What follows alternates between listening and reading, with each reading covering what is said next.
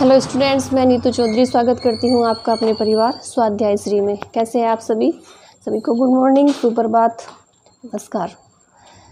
तो जैसे हम डेली एक मोटिवेशनल कोड के साथ क्लास की शुरुआत करते हैं, आज भी एक मोटिवेशनल कोड के साथ क्लास की शुरुआत करते हैं। जैसे कि लिखा हुआ है, राह संघर्ष की जो चलता है वही संसार बदलता है। ठीक है, राह संघर्ष की जो चलता है वो ही संसार बदलता है। जिसने रातों से जंग जीती है, सूर्य बनकर सुबह वही चमकता है। बिल्कुल सही बात है। जो मेहनत करेगा फल उसे ही मिलेगा, बिना मेहनत किए तो फल नहीं मिलता। कहते हैं ना, बिना कुछ किए जय जयकार नहीं होती और कोशिश करने वालों की हार नहीं होती। ठीक है, तो इस मोटिवेशनल कोड के साथ आज की क्लास की शुरुआत करते हैं। हमारा टॉपिक क्या चला हुआ है इसमें? सेल में हमारी 3 क्लासेज हो चुकी है, जिसमें एक बार हल्का सा रिवीजन कर लेते हैं। जिसमें हमने क्या क्या पढ़ा है? सबसे पहले पढ़ा है हमने सेल की डेफिनेशन। क्या होती है cell? Basic unit of our life, हमारे जीवन की सबसे मूलभूत इकाई होती है, सबसे छोटी इकाई होती है कोशिका। ठीक है, कोशिका का कार्य क्या होता है? हमारे शरीर की कोमल संरचनाओं की रक्षा करना कोशिका का कार्य होता है। कोशिका की संख्या कितनी होती है? करोड़ों में होती है, असंख्य होती है, उन्हें गिना नहीं जा सकता। ठीक है, और कोशिका का आकार, आकृति कैसी होती है? कोशिका का आकार बदलता रहता है। पुरानी कोशिकाएं मरती रहती है, नई कोशिकाएं जन्म लेती रहती है। फिर हमने पढ़ा था कि कोशिका की खोज किसने की थी? कोशिका की खोज किसने की थी? रॉबर्ट हुक ने की थी। लेकिन मृत कोशिका की कब की थी? 1665 में। इसके बाद हमने पढ़ा था कि जीवित कोशिका, लिविंग सेल की किसने खोज की थी? वो की थी एंटोनियो लुवेनहॉक ने। उसके बाद हमने क्या पढ़ा था? उसके बाद पढ़ा था कि कोशिका का सिद्धांत किसने दिया था? सबसे पहले कोशिका का सिद्धांत दिया था स्वान और स्लाइडेन ने। उसके बाद हमने क्या पढ़ा कि जो उनका सिद्धांत क्या था? उनका सिद्धांत था कि प्रत्येक जीव कोशिका से मिलकर बना होता है। ठीक है, कुछ जीव एक कोशिकीय होते हैं, कुछ जीव बहुकोशिकीय होते हैं, अर्थात कुछ जीवों में एक कोशिका होती है, सिंगल सेल होती है, कुछ जीवों में बहुत सारी कोशिकाएं होती है। लेकिन हर चीज़ का अपवाद होता है, तो उनके सिद्धांत का भी एक अपवाद था। अपवाद क्या था? वायरस क्यों था अपवाद? क्योंकि वायरस जो होता है, जब तक वो हमारे शरीर के अंदर प्रवेश नहीं करता तब तक वो सजीव रूप में या लिविंग रूप में नहीं आ पाता। जब तक वो शरीर के बाहर है तब तक वो क्या होता है? निर्जीव अवस्था में होता है। अगर किसी सरफेस पे कोई वायरस लगा हुआ है, किसी चीज़ पर कोई वायरस लगा हुआ है, तब तक वो निर्जीव अवस्था में होता है। अगर हम उसे टच करते हैं तो टच करने से वो हमारे हाथ पे लगता है, उसके बाद हमारे शरीर के अंदर प्रवेश कर जाता है। तब वो प्रवेश करने के बाद क्या हो जाता है? सजीव अवस्था में हो जाता है और शरीर के अंदर जाके वर्क करना शुरू कर देता है। ये हो गया था कोशिका का सिद्धांत। ठीक है, उसके बाद हमने क्या पढ़ा था? कोशिका कितने प्रकार की होती है? 2 प्रकार की होती है, प्रोकैरियोटिक और यूकैरियोटिक। उसके बाद क्या पढ़ा था? उसके बाद पढ़ा था कोशिका के भाग नेक्स्ट क्लास में। उसमें कौन कौन से पढ़े थे हमने? सेल मेम्ब्रेन या सेल और सेल वॉल। उसके बाद सेकंड था साइटोप्लाज्म या कोशिका द्रव्य, और थर्ड था न्यूक्लियस या केंद्रक। ठीक है, यहाँ तक हम पहुँच चुके थे। कल हमने केंद्रक के बारे में पढ़ा था। आज हम नेक्स्ट क्लास में पढ़ेंगे कि केंद्रक के अंदर, केंद्रक की थोड़ी सी पूरा कंप्लीट नहीं हो पाया था कल की क्लास में। हम एक बार हम आगे का थोड़ा सा और बचा है कि केंद्रक में जो डीएनए और आरएनए और क्रोमोसोम ये सारी चीज़ें स्थित होती है, एक बार उन्हें थोड़ा थोड़ा डिफाइन करेंगे कि क्या होता है डीएनए, आरएनए और क्रोमोसोम। ठीक है, जैसे मैंने आपको बताया था कि ये होता है केंद्रक, ये होती है सेल। सेल के अंदर बीचों बीच स्थित होता है केंद्रक, न्यूक्लियस, और इस न्यूक्लियस के अंदर होता है डीएनए कुछ ऐसी संरचना में। ये होता है डीएनए, ऐसे करके आपने देखा होगा पहली दूसरी तीसरी क्लास से पढ़ते हुए आए हैं हम कि डीएनए क्या है।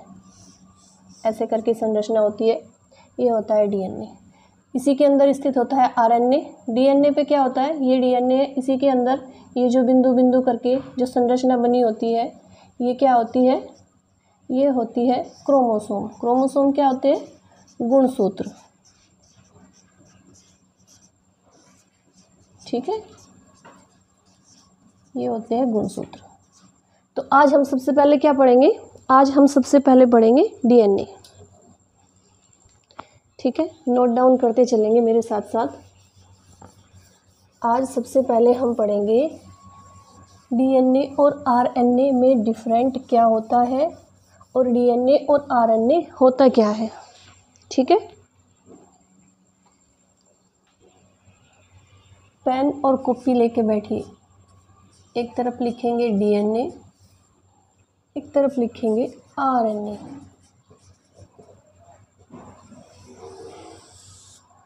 ठीक है, सबसे पहले लिखेंगे हम डीएनए की फुल फॉर्म क्या होती है। कुछ बच्चों को पता होगा लेकिन कुछ बच्चों को नहीं भी पता होता, तो मैं बता देती हूँ। D oxy ribose nucleic acid, ये होती है डीएनए की फुल फॉर्म। इसे हिंदी में भी डीऑक्सी राइबोज न्यूक्लिक एसिड की जगह अम्ल बोल सकते हैं। ठीक है, हिंदी में भी यही रहेगा, लेकिन एसिड की जगह क्या बोल सकते हैं? अम्ल। अब आ जाता है आरएनए। आरएनए की फुल फॉर्म क्या होती है? Ribose nucleic acid. इसे भी राइबोज न्यूक्लिक एसिड ही बोला जाता है, हिंदी में अम्ल बोल सकते हैं।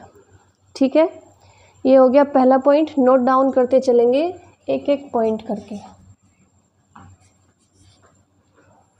नोट डाउन करते चलिए मेरे साथ साथ। डीएनए क्या होता है?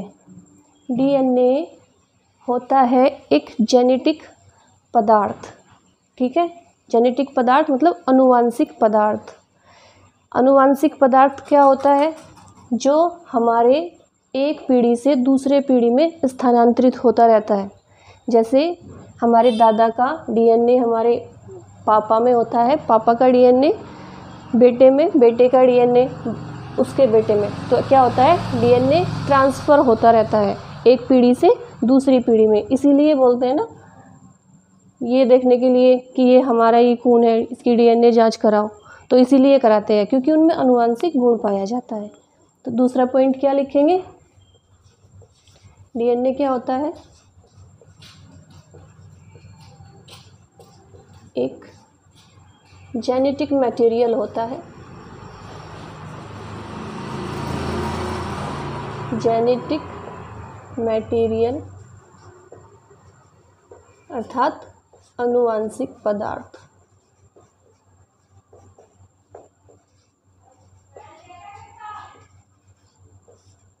ठीक है,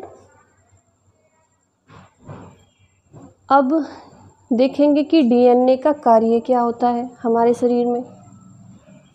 ठीक है, सब डीएनए क्या करता है? डीएनए का कार्य मैंने बता ही दिया कि ये डीएनए का कार्य होता है एक पीढ़ी से दूसरी पीढ़ी में। अब थर्ड पॉइंट लिखेंगे कि डीएनए की जो खोज की थी वो किसने की थी? डीएनए के खोज करता कौन थे? और सबसे पहले जो मॉडल दिया था डीएनए का वो किसने दिया था? वो नोट डाउन करते हुए चलेंगे। सबसे पहले मॉडल किसने दिया था डीएनए का? डीएनए का सबसे पहले मॉडल वाटसन और क्रिक ने दिया था। वाटसन और इसे भी करेंगे अभी नोट डाउन, क्रिक ने दिया था। ठीक है, तो तीन चीज़ें हो गई। सबसे पहले हो गई full form ribose nucleic acid. DNA क्या होता है? एक जेनेटिक मटेरियल होता है। और थर्ड हो गया कि डीएनए की खोज किसने की थी। ठीक है, अब नेक्स्ट पॉइंट हो गया कि डीएनए स्थित कहाँ पे होता है। डीएनए जो मैंने अभी बताया था ना कि ये होता है केंद्रक के अंदर स्थित न्यूक्लियस में स्थित होता है। ये होती है सेल। सेल के अंदर यहाँ पे भरा हुआ होता है साइटोप्लाज्म। एक कल की जो क्लास होगी उसमें सेल की एक अच्छी सी पिक्चर बना के उसमें एक एक चीज़ को डिफाइन कर देंगे। सेल के बीचों बीच क्या स्थित होता है? केंद्रक। केंद्रक के अंदर क्या होता है? डीएनए। डीएनए के अंदर क्या होता है? गुणसूत्र। गुणसूत्र क्या होते हैं? क्रोमोसोम। क्रोमोसोम के अंदर क्या स्थित होता है? मैंने दूसरी क्लास में बताया था, जीन। जीन क्या होते हैं? जो एक पीढ़ी से दूसरी पीढ़ी में स्थानांतरित होते रहते हैं, वही आनुवांशिकता के कारण। ठीक है, तो अब इसमें डीएनए कहाँ पे स्थित होता है? नेक्स्ट पॉइंट लिखेंगे, केंद्रक में। डीएनए केंद्रक में स्थित होता है।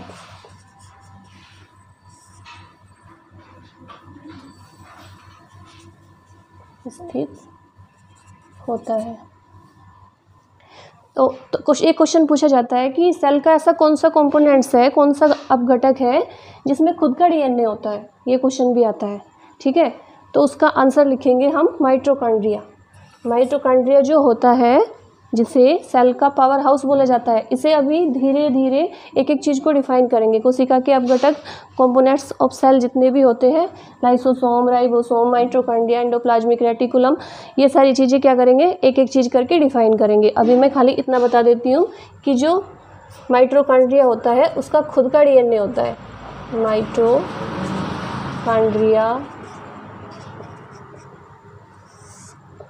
में खुद का डीएनए होता है। तो आया समझ में क्या होता है डीएनए? डीएनए अभी मैंने बताया कि एक जेनेटिक मटेरियल होता है, एक आनुवांशिक पदार्थ होता है, जो क्या होता है, हमारी एक पीढ़ी से दूसरी पीढ़ी में स्थानांतरित होता रहता है। इसकी खोज किसने की थी? वाटसन और क्रिक ने की थी। वाटसन और क्रिक ने सबसे पहले मॉडल दिया था डीएनए का।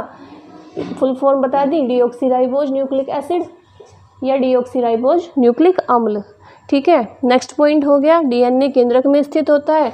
और एक ऐसा कंपोनेंट्स सेल में कौन सा होता है जिसका खुद का डीएनए होता है? वो होता है माइटोकॉन्ड्रिया। माइटोकॉन्ड्रिया को हिंदी में सूत्रकणिका भी कहते हैं। सूत्रकणिका भी कहते हैं माइटोकॉन्ड्रिया को। ठीक है, नोट डाउन करते रहिए मेरे साथ साथ। इसके बाद पढ़ेंगे आरएनए। आरएनए की फुल फॉर्म मैंने बता दी। और आरएनए का जो मॉडल था वो किसने दिया था? फ्रेडरिक ने। आरएनए का सबसे पहले मॉडल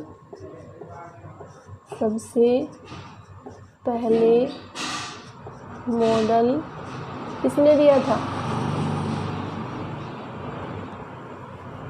फ्रेडरिक ने दिया था। फ्रेडरिक ने दिया था। आरएनए का कार्य क्या होता है? आरएनए का कार्य होता है, हमारे शरीर में कितने प्रोटीन की आवश्यकता होती है? 22 प्रोटीन की। 22, ये मान लीजिए कि ये हमारा शरीर है, इसमें हमें कितने प्रोटीन की आवश्यकता होगी? 22 प्रोटीन की। लेकिन कुछ प्रोटीन हमारा शरीर खुद ही बना लेता है। कितने प्रोटीन होते हैं वो जिन्हें हमारा शरीर खुद ही बना लेता है? अब हम 22 के 22 तो ले नहीं सकते ना, कि 22 के 22 प्रोटीन हम डेली ले सकते हैं। इन्हीं में से 22 में से 12 प्रोटीन हमारा शरीर खुद ही संश्लिष्ट कर लेता है, खुद ही बना लेता है। और उन 12 प्रोटीन को कौन बनाता है? ये राइबोसोम, ये आरएनए बनाता है। जहाँ पे भी राइबोज होगा, राइबोसोम होगा, वहाँ पे उसका मतलब होता है प्रोटीन। जहाँ भी लिखा होगा राइबोज, राइबोसोम, उसका अर्थ होता है प्रोटीन। तो इसमें से 12 प्रोटीन कौन बनाता है? ये आरएनए। आरएनए हमारे शरीर में 22 में से 12 प्रोटीन को खुद ही बना देता है। तो इसका कार्य क्या लिखेंगे? थर्ड पॉइंट, आरएनए का कार्य क्या होता है? आरएनए का कार्य हमारे शरीर में प्रोटीन का निर्माण करना होता है। ठीक है,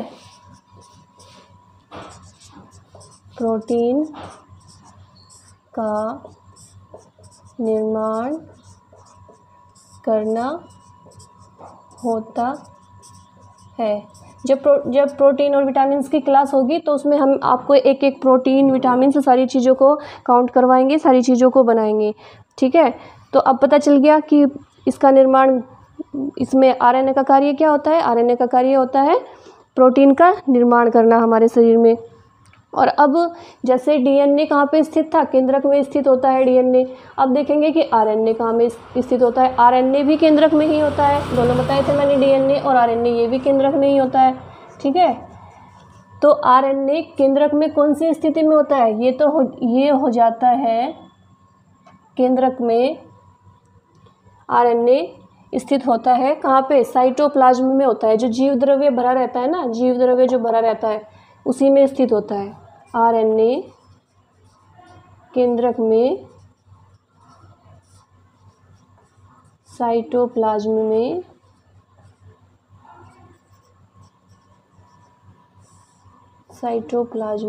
स्थित होता है। ठीक है, नोट डाउन करते रहिए। डीएनए और आरएनए कहाँ पे होते हैं, केंद्रक में होते हैं। और ये आरएनए कहाँ पे होता है, साइटोप्लाज्म में होता है।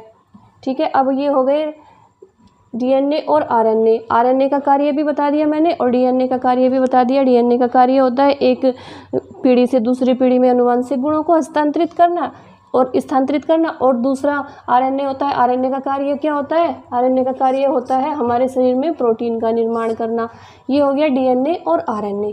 ठीक है, इसके बाद एक क्वेश्चन आता है कि मानव शरीर में सबसे ज़्यादा प्रोटीन हमारे शरीर के कौन से भाग में होता है।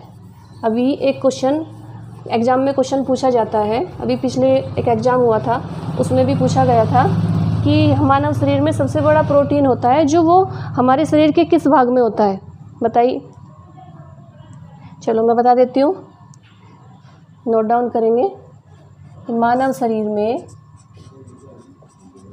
सबसे बड़ा जो प्रोटीन होता है ना, अभी मैंने बताए थे प्रोटीन कितने होते हैं, 22 में से सबसे बड़ा प्रोटीन कौन सा होता है, कोलेजिन होता है। कोलेजिन कहाँ पे होता है, ये भी पूछा जाता है कि वो शरीर के किस भाग में, कौन से अंग में होता है शरीर के। तो कोलेजिन जो होता है वो होता है त्वचा में, स्किन में। तो मानव शरीर में सबसे बड़ा प्रोटीन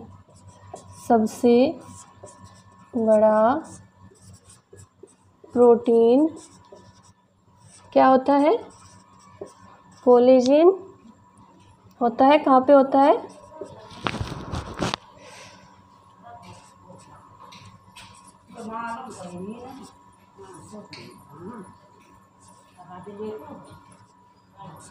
स्किन में होता है, त्वचा में होता है। ठीक है,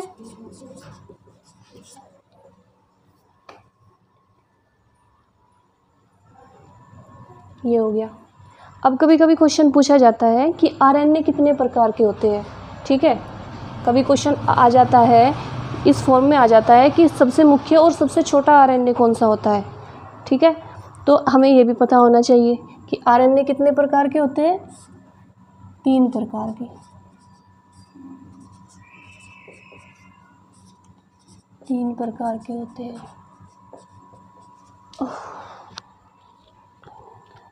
कौन कौन से होते हैं, एमआरएनए, इसे इस फॉर्म में लिखा जाता है, एम स्मॉल में लिखा जाता है।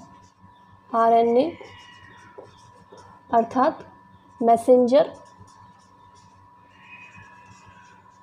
Ribosome, ribose, nucleic acid short form में लिख देती हूँ। इसे हिंदी में क्या बोलते हैं, संदेशवाहक आरएनए बोलते हैं। ठीक है, सेकंड क्या होता है, आरएनए होता है। जैसे ये एम आरएनए है, सेकंड होता है आर स्मॉल में ही आरएनए, इसे क्या बोलते हैं, राइबोज। इस वाले आर से क्या साउंड आएगा, राइबोज आरएनए। ठीक है, ये क्या होता है, ये होता है सबसे छोटा आरएनए में जो सबसे छोटा होता है और सबसे मुख्य आरएनए होता है। ठीक है, थर्ड क्या होता है, टीआरएनए। इसका मतलब क्या होता है, ट्रांसफर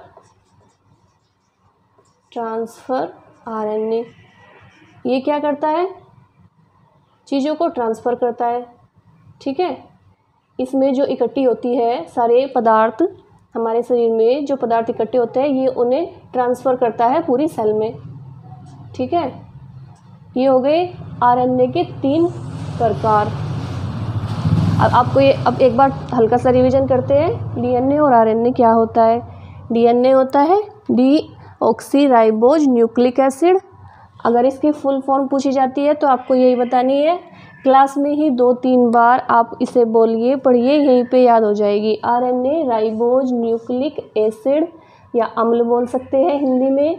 डीएनए क्या होता है, एक प्रकार का जेनेटिक मटेरियल होता है, अनुवांशिक पदार्थ होता है जो एक पीढ़ी को दूसरी पीढ़ी में स्थानांतरित करने का कार्य करता है। आरएनए का कार्य क्या होता है, हमारे शरीर में प्रोटीन का निर्माण करना होता है। कि ये डीएनए का मॉडल सबसे पहले किसने दिया था, वाटसन और क्रिक ने दिया था। आरएनए का मॉडल किसने दिया था, फ्रेडरिक ने दिया था। डीएनए केंद्रक में स्थित होता है, आरएनए भी केंद्रक में स्थित होता है, लेकिन साइटोप्लाज्म में स्थित होता है। एक ऐसा कंपोनेंट्स, एक ऐसा अपघटक जिसका खुद का डीएनए होता है, वो होता है माइटोकॉन्ड्रिया। ये इसमें ये हो गया। अब आ जाते हैं आरएनए के। आरएनए कितने प्रकार के होते हैं, क्वेश्चन ये नहीं पूछा जाता कि आरएनए कितने प्रकार के होता है, क्वेश्चन पूछा जाता है कि सबसे मुख्य या सबसे छोटा आरएनए कौन सा होता है, या ट्रांसफ़र करने वाला आरएनए कौन सा होता है। तो ज़्यादातर क्वेश्चन ये पूछा जाता है। तो जो सेकंड नंबर का जो होता है आरएनए राइबोज आरएनए जो होता है वो सबसे छोटा और सबसे मुख्य आरएनए होता है। ठीक है, 3 होते हैं, मैसेंजर आरएनए, राइबोज आरएनए और ट्रांसफ़र आरएनए।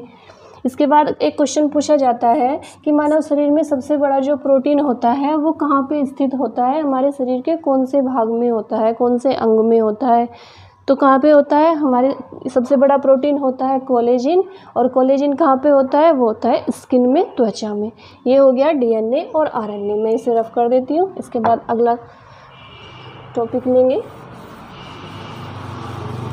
अगर आपने नोट डाउन मेरे साथ ही, मैं इतना टाइम देती हूँ कि आप आराम से नोट डाउन कर सकते हैं, मेरे साथ भी नोट डाउन कर सकते हैं आप। ठीक है,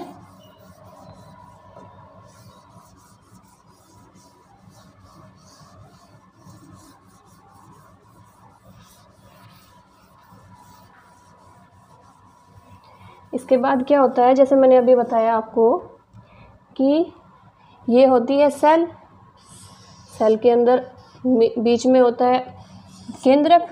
केंद्रक पे क्या होता है, केंद्रक के अंदर क्या होते हैं, डीएनए और आरएनए इस तरह से होते हैं। और आरएनए पे क्या होता है, ये जो बिंदु बिंदु करके बना होता है इसे क्या बोलते हैं, इसे बोलते हैं क्रोमोसोम। क्रोमोसोम क्या होता है, अब हम क्रोमोसोम के बारे में पढ़ेंगे। ठीक है, क्रोमोसोम को हिंदी में बोलते हैं गुणसूत्र। सबसे पहले गुणसूत्र जो होते हैं वो हमेशा किस में होते हैं, जोड़ों में होते हैं, पेयर में होते हैं, जोड़ी में। जैसे मानव में कितने गुणसूत्र पाए जाते हैं, 23 जोड़े पाए जाते हैं। टोटल कितने हो गए, एक जोड़े में 2 होते हैं ना। एक जोड़ी किसी भी चीज़ को बोलेंगे, एक जोड़ी ये चीज़ ले आना, एक जोड़ी चप्पल ले आना। ठीक है, तो क्या उसमें 2 चप्पल आएगी, 2 चीज़ें आएगी, तो क्या होगा, एक जोड़ी में हो गई 2 चीज़ें। तो 23 क्रोमोसोम एक मनुष्य में होते हैं, तो जोड़े मिलके कितने हो गए, 46। यहाँ पे लिख लेते हैं, मानव में क्रोमोसोम की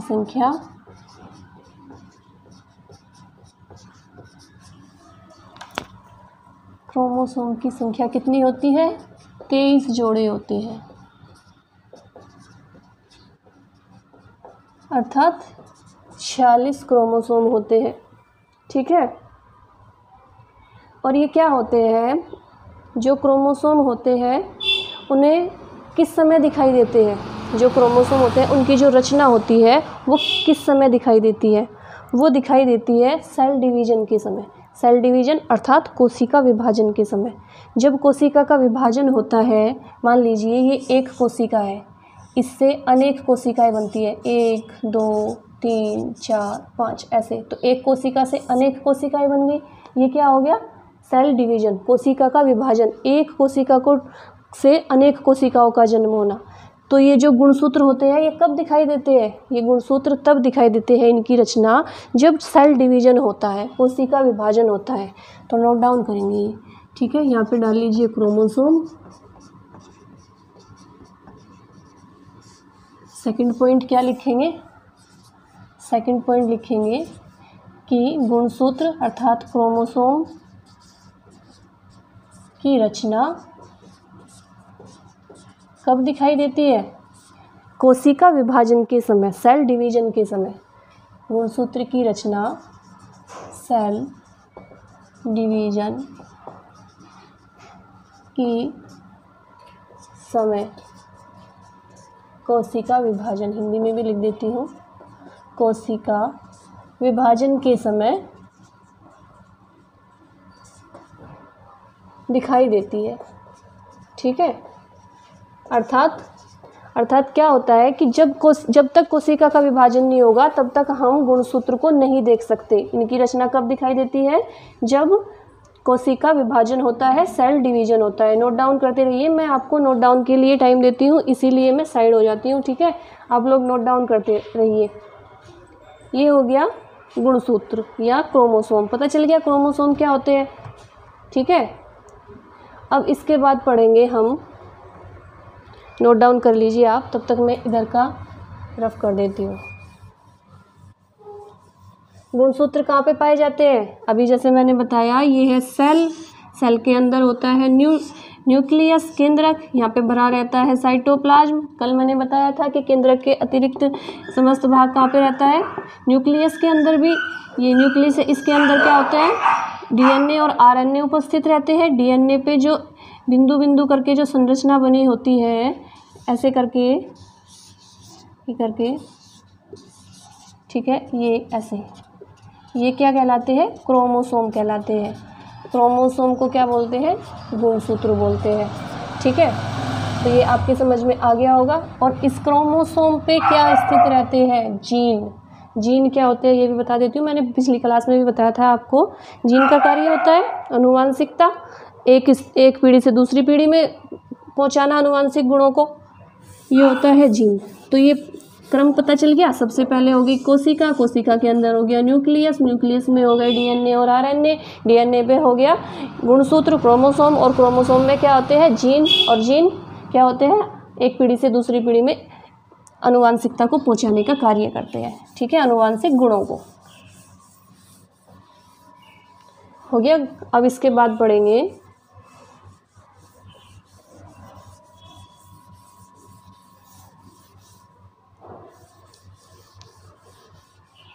हमने क्या क्या पढ़ लिया इसमें। केंद्रक के अंदर जो सारी चीज़ें उपस्थित होती है, हमने वो सारी चीज़ें पढ़ ली।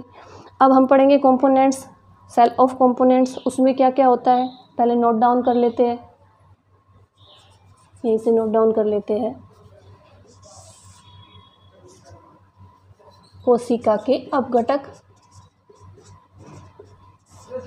या कोशिका की जो संरचना होती है, जो कोशिका का निर्माण होता है, वो किन किन कंपोनेंट्स से मिलकर बना होता है, एक एक को डिफाइन करते हुए चलेंगे। अपघटक,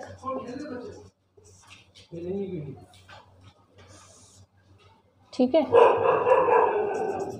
कंपोनेंट्स कौन कौन से होते हैं? नंबर 1 होता है माइटोकॉन्ड्रिया,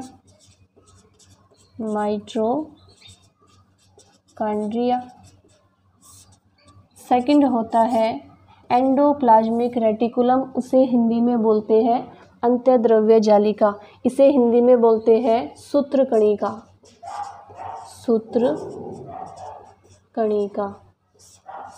सेकंड क्या होता है? एंडोप्लाज्मिक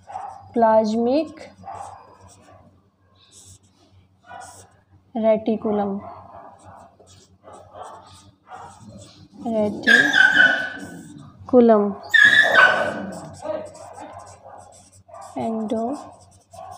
एंडोप्लाज्मिक रेटिकुलम, इसे हिंदी में क्या बोलते हैं? अंत्यद्रव्य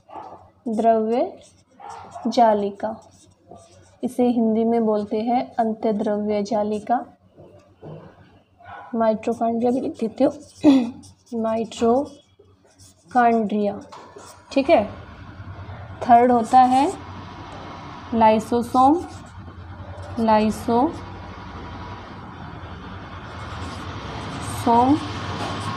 फोर्थ लाइसोसोम को लाइसोसोम ही बोलते हैं, लाइसोसोम।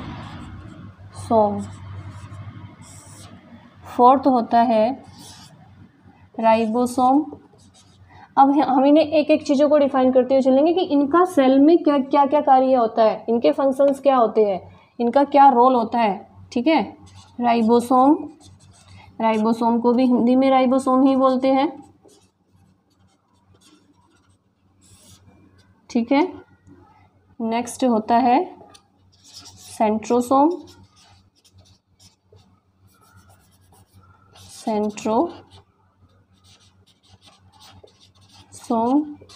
इसे भी सेंट्रोसोम ही बोलते हैं।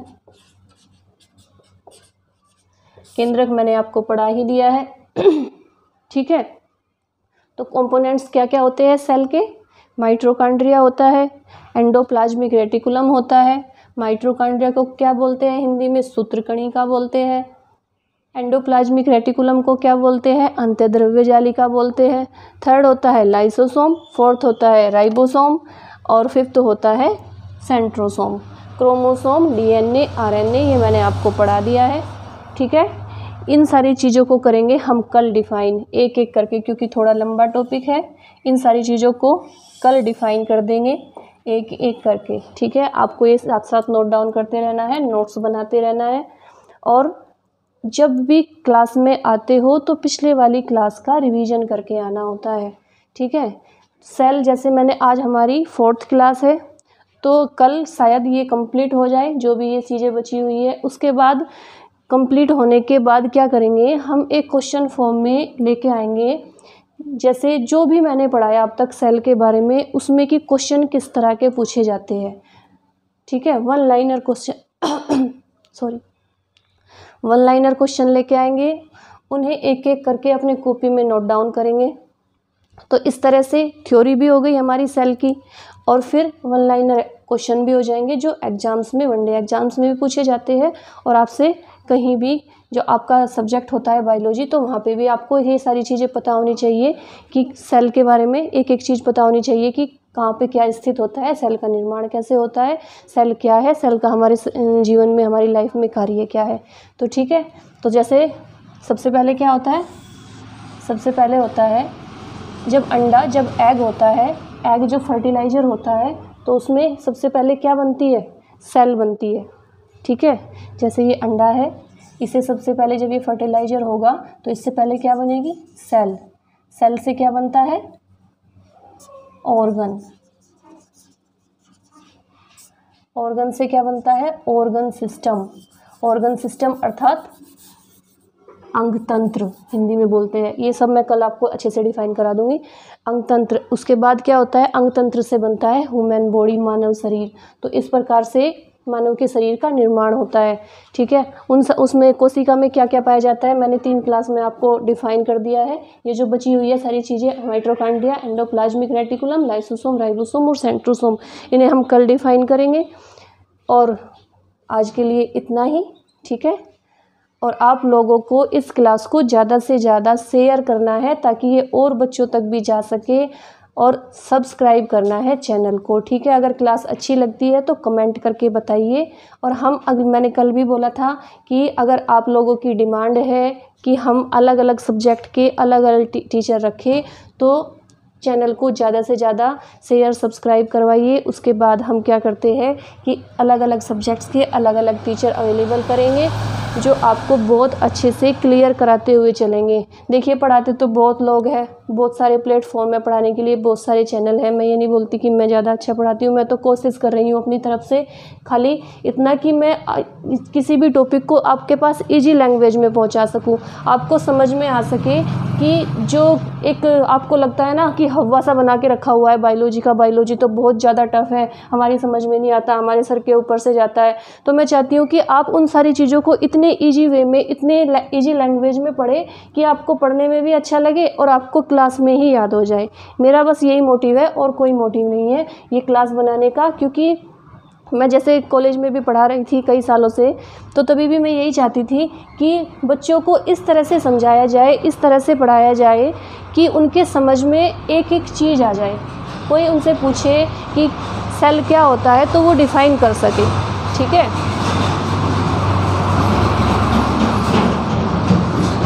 तो ठीक है फिर बच्चों, आज के लिए इतना ही। कल फिर मिलते हैं कल की क्लास में इन सारे टॉपिक्स के साथ। इसे कल कंप्लीट करेंगे और परसों की जो क्लास होगी उसमें क्वेश्चंस लगाएंगे। ठीक है, आज के लिए इतना ही। धन्यवाद। जय हिंद, जय भारत।